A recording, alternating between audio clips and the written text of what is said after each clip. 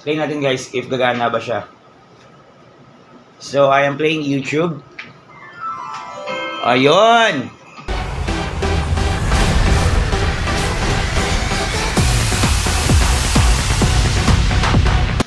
So guys, ito po siya guys, yung Android MX box. Ilagay natin po sa TV. Kasi yung TV namin is multimedia TV lang siya. So, eligible lang po siya sa USB port at saka multimedia, which is music, video, and pictures.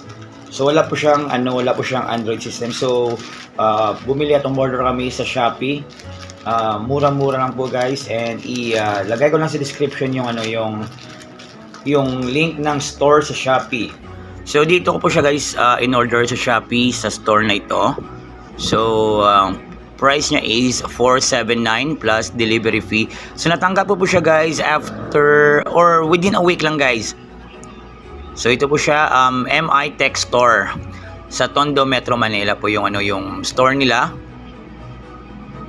So included na po yung power adapter, HDMI at remote control without battery. So buksan natin. So ito po good guys kasi naka bubble wrap po siya.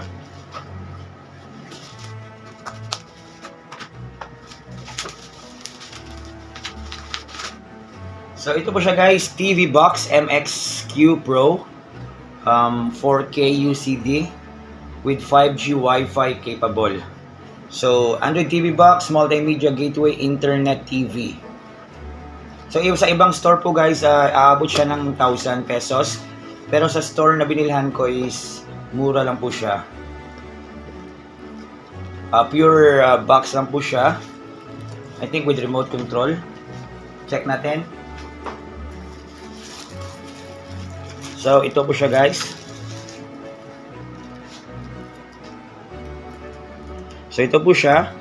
Kita nyo merong HDMI at saka dalawang SD card port with internet port, power port, flash drive or USB, AV, and SPDIF. Alright. And then meron siya yung tatlong USB port sa kabila. So I think for keyboard, mouse, and flash drive lang. So check natin guys. And very good, meron po siyang remote control at saka power adapter.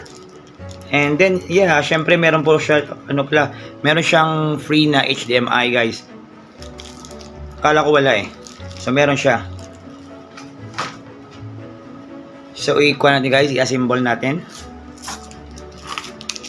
Pandarin natin yung TV. Yung TV ni Nineng.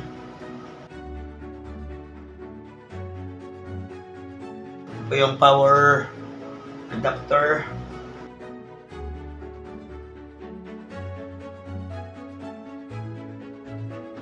Ayun po guys, na-turn on na po siya. Yung remote control. Baka walang battery to. Walang battery guys, so buti na lang may battery po tayo dito. So the battery dapat ever ready para everyday ready. Ilagay po natin guys. Ayan po, and then ito natin yung TV, HDMI. So wala problema guys kasi meron akong sariling HDMI dito. Mahaba yung HDMI ko. Oh! Yun guys. So makikita nyo guys, meron po siyang Netflix, YouTube, Play Store, at meron siyang Prime Video. So makita nyo again, ito po siya. Meron po siyang YouTube, Netflix, Play Store, Disney, and you can also add some apps. So i-connect natin siya sa internet. So ito po guys, meron tayong LAN cable.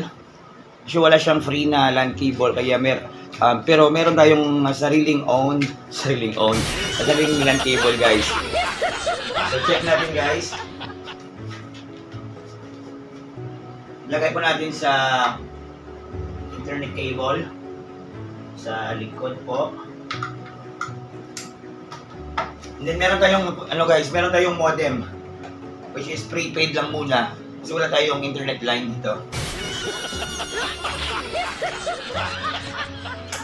Ayun. Ayan, so umiilaw na po siya. So i-check natin kung connected na nga ba. O yun, connected na po guys. So, sana po yun. Punta tayo sa YouTube. So ito yung guys, yung technique pag hindi Android or Smart TV yung ginagamit nyo. So yun guys, nakita nyo.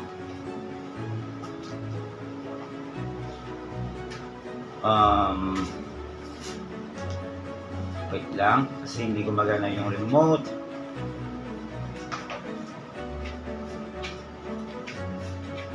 So, play natin. Ito play natin guys if gagana ba siya. So, I am playing YouTube.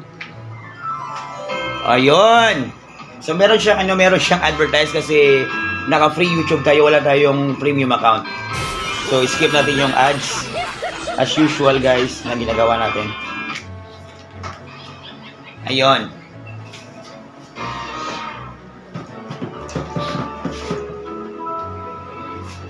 So, good thing guys, meron siyang maraming USB port. So, pwede natin gamitan ng mouse or keyboard. So, hanapin ko muna yung keyboard at saka yung mouse and then i-check natin guys pag gumagana. So, ito yung keyboard ko.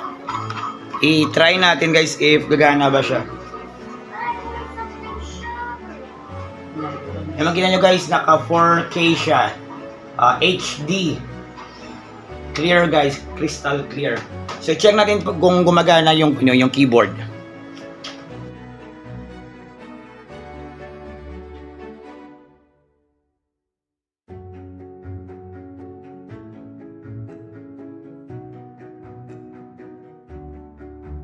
Ayun guys, so nilagay ko yung mouse at saka keyboard. Andun po. So nilagay ko yung mouse at saka keyboard and then check ko gumagana po siya.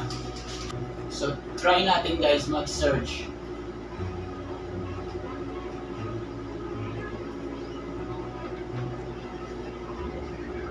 So gamitan natin guys gamitan natin ng keyboard. So, lagay na po natin, example, Linkin Park.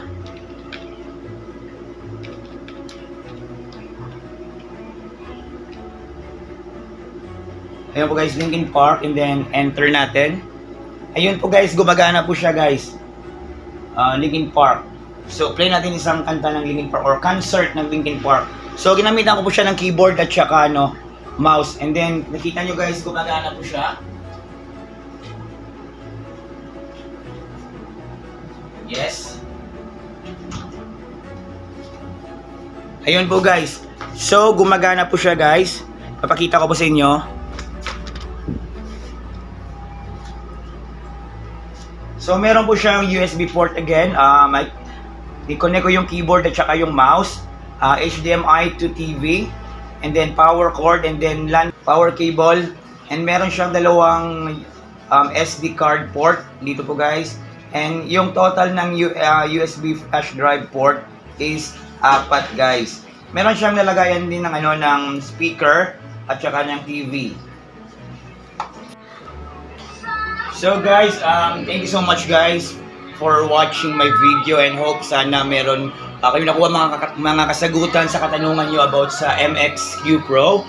And don't forget to like my channel, subscribe, and follow guys for more unboxing and product review.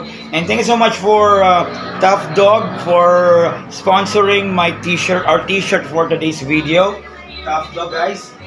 Ayan. So thank you so much and see you on my next video.